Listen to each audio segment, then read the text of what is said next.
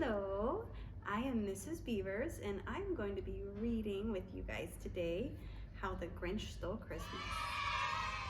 How the Grinch Stole Christmas by Dr. Seuss.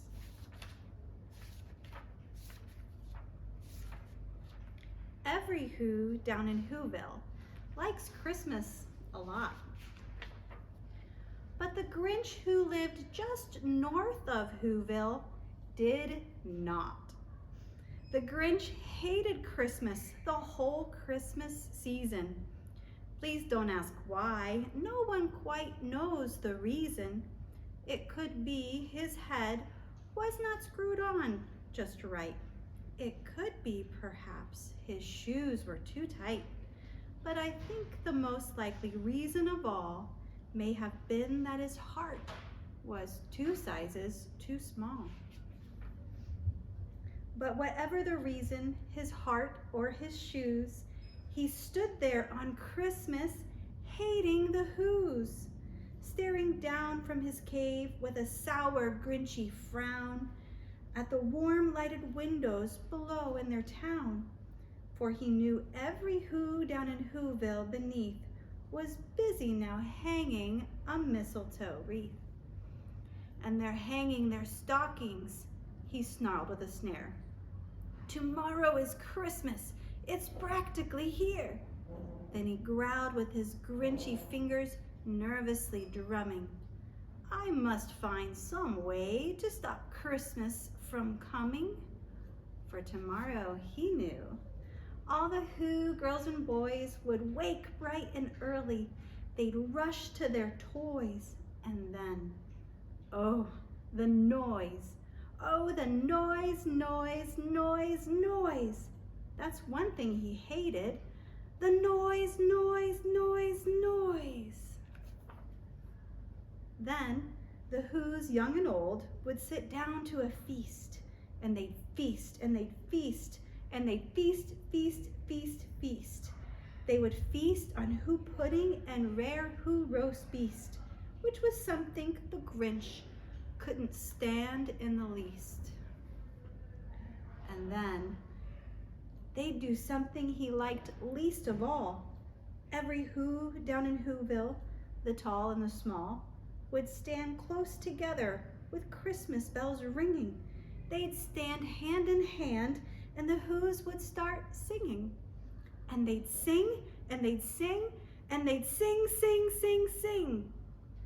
And the more the Grinch thought of the Who Christmas sing, the more the Grinch thought, I must stop this whole thing. Why, for 53 years I put up with it now. I must stop this Christmas from coming. But how?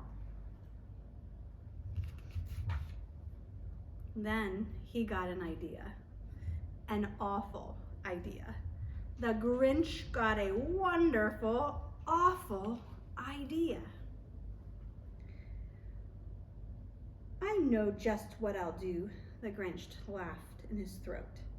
And he made a quick Santa Claus hat and a coat, and he chuckled and clucked. What a great Grinchy trick. With this coat and this hat, I'll look just like Saint Nick. All I need is a reindeer. The Grinch looked around. But since reindeer are scarce, there was none to be found. Did that stop the old Grinch? No, the Grinch simply said. If I can't find a reindeer, I'll make one instead. So he called his dog Max, and he took some red thread, and he tied a big horn on top of his head.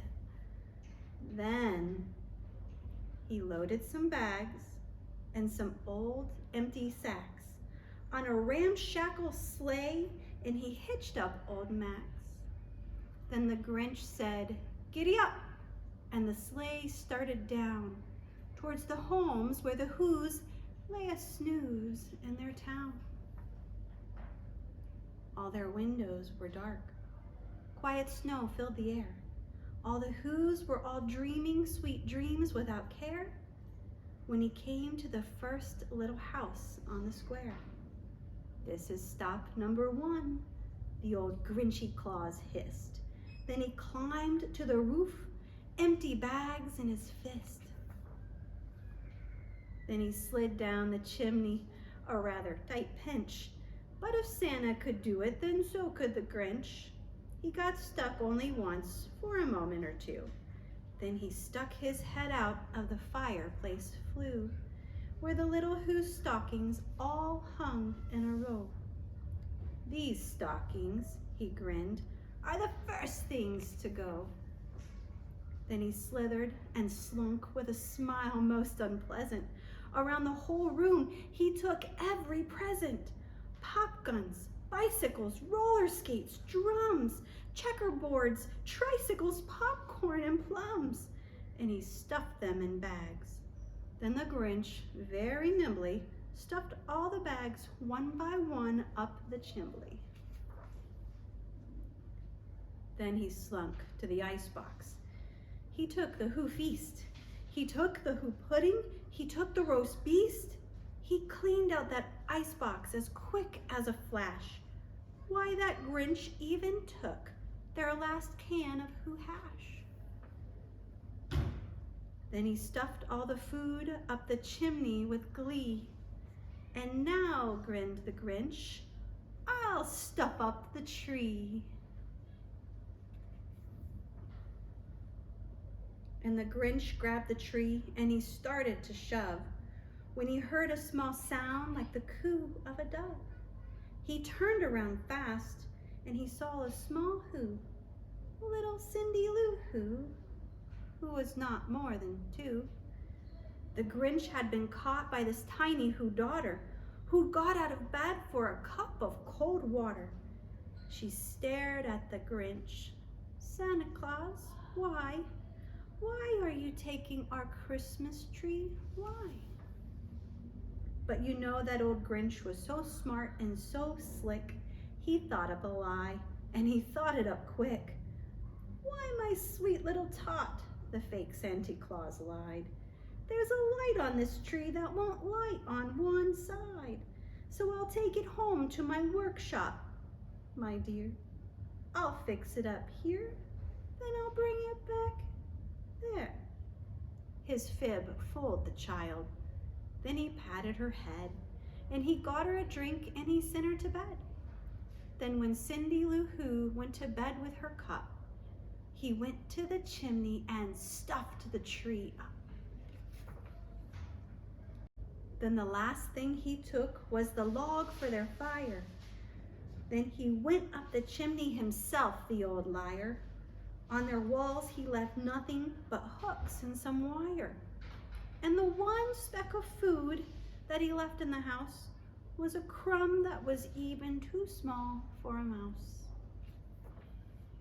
Then he did the same thing to the other Who houses, leaving crumbs much too small for the other Who's mouses. It was 1/4 dawn, all the Who's still abed, all the Who's still a snooze when he packed up his sled. Packed it up with their presents, their ribbons, the wrappings, the tags and the tinsel, the trimmings, the trappings. 3,000 feet up the side of Mount Crumpet, he rode with his load to the tip-top to dump it. Pooh-pooh to the Who's, he was grinchily humming. They'll find out now that no Christmas is coming. They're just waking up, I know what they'll do. Their mouths will hang open a minute or two. Then the Who's down in Who-ville will cry, boo-hoo. That noise, grinned the Grinch, that I simply must hear. So he paused, and the Grinch put his hand to his ear, and he did hear a sound rising over the snow. It started in low, and it started to grow. But the sound wasn't sad. Why, the sound sounded merry. It couldn't be so.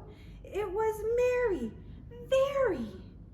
He stared down at Who-ville. The Grinch popped his eyes. Then he shook. What he saw was a shocking surprise.